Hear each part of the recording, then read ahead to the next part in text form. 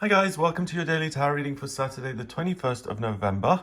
I'm using the Golden Art Nouveau Tarot again for today's reading.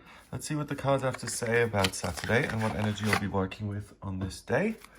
So let me shuffle the cards a few times and see what the day is about according to the tarot. First card is the Star, the Three of Pentacles,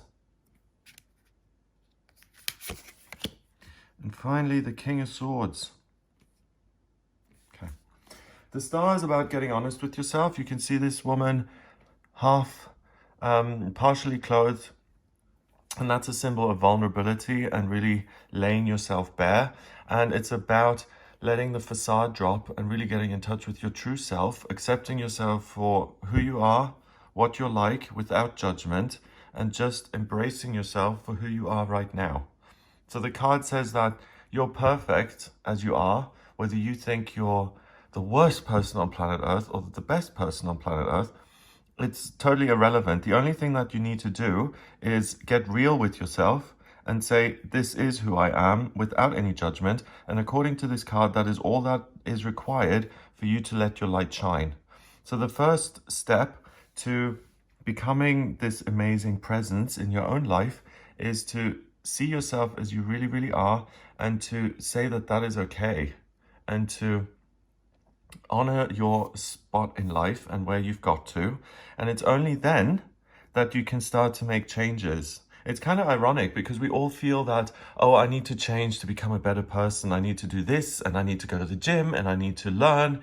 But really the card is saying that only when you accept the way you are in this exact moment that you can really start to drop some of this extra weight. And that's the water being poured out of these jugs here.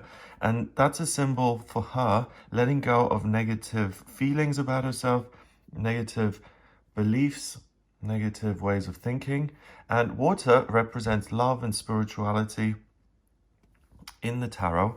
And by letting go of all of this, she's able to detox the stuff that doesn't work for her, and thereby make space within herself to grow and to become the person she wants to be and to let this light shine. But she can only do that by being okay with who she is in the here and now. It seems counterproductive. Why do I need to accept myself now if I want to change anyway? Because you need a foundation on which you can build, and you can't improve yourself as such. There's no, I'm putting it in inverted commas because you don't need to improve, but you can only make changes to yourself if you're okay with the current version of yourself. If you're constantly living in the future, then you won't be able to let go of the stuff that's causing you problems in the here and now, and therefore you're not able to make space, and you can't get to the future version of yourself. And that's why it's essential that you really say it is okay to be me, regardless of whether you're serving a prison sentence or whether you've just received the Nobel Peace Prize. It doesn't matter. All that matters is the willingness to make space within the self to let something wonderful emerge out of yourself. It's not something you acquire. It's just something that you focus on and that you allow to kind of flourish within you. Doing that is going to put you in a position where you can work at something that you're very, very good at, and where you're able to use your expertise and your skills. So accepting yourself for who you are now is going to give you the insight that within this personality that you may love or may not like so much, there are pluses and minuses like in every person. But by seeing the whole picture, you realize that you have skills that no one else does. And certain things in your life make you happy. And you have the power to affect change. And you have the power to create the things that you want, whether they're good or bad. You're able to take your power and make things happen. And the Three of Pentacles is a card that talks about expertise when it comes to work. We've got this young man chiseling away here, and the monks are kind of watching him and assessing him. They're the ones who are coming up with the cash. They're the ones who have to stamp his work as job well done or job not well done. And he looks like he's being disturbed a little bit, but he's continuing to work. So it doesn't matter if you're being scrutinized or not. All you need to focus on is yourself. And by doing that, your skill set emerges, and it's something that you may not have been aware of in the past. The King of Swords is someone who is completely logical, who is only interested in facts and figures. He makes decisions based on merit. He doesn't like sub-stories. He only looked at the balance sheet, and he makes these decisions which are really, really unemotional, and he is aware of everything. So just because he only looks at the concrete things doesn't mean that he's unaware of the emotional aspects to certain things, or that people get angry and act out. He's aware of the entire picture, but he has to sometimes make tough decisions, again, if he wants to have the opportunity to transform situations or to transform himself. We've got the butterfly at the back of his throne here, and it's by using your intuition. By the way, I usually interpret the moon in my readings as overcoming fear and having faith. And someone in the comments mentioned that the moon also represents the intuition, and I totally agree. In astrology, the moon rules Cancer, a water sign, so it is all about love and nurture and the family and the home. Here we've got the moon on either side of this butterfly, and it's by listening to his feelings and his desires and listening to his intuition, not giving in to fear, but connecting with the bigger picture, that he's able to make tough decisions based on the facts and figures, even if he doesn't like those decisions. So if he doesn't feel good enough, but he knows that he's got a certificate in a certain subject, then he's going to believe the certificate, not his own feelings. And by being reasonable and logical, that's the way to transform.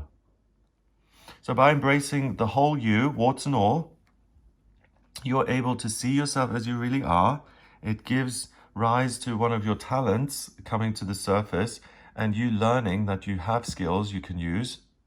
And that's something that you learn about yourself permanently, and that you're able to kind of stow away in your tool belt here, and that you're going to be able to fall back on at any point in your life.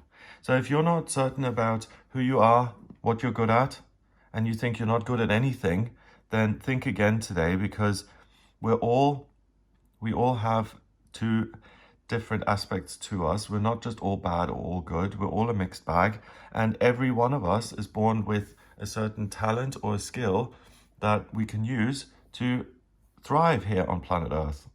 So you're able to reserve your judgment on yourself. That lack of judgment allows something in you to thrive and to grow, and you learn about that. You understand it about yourself. You understand yourself for the first time, really, and you're able to then use that knowledge and that understanding to take action and to transform your circumstances in the way you want. Number-wise, we've got a chord card, that's 1, and 3 is 4. And what's this? 15, 16. 16 and 4 is 20. 20 reduces to 2 in numerology, and 2 is about cooperation. It's about relationships. It's a dialogue, and it's seeing both parts of you. It's connecting with other people, honoring yourself, your connection with the world, and it's being fair. You're being fair to yourself, and that's what allows you to really come out of your shell and to flourish. If you meet a new person, by the way, I'm just being prompted to mention this, the court card can be an energy or it can be a person. So if a man comes into your life and he seems very tough and harsh and unloving, don't judge that straight away. This is someone who may be able to help you see something very clearly. And also, you don't know his backstory. He may just be having a bad day, or he may be forced to only look at the things in black and white. He may deliberately have already assessed his own feelings and his desires, and he may not be focusing on that right now.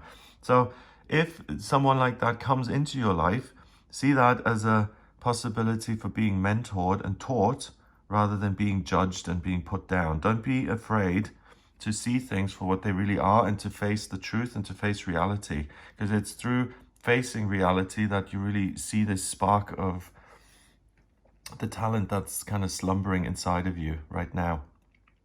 So have an amazing day. If you would like a personal reading with me, please get in touch via my website. It's gregoryscott.com.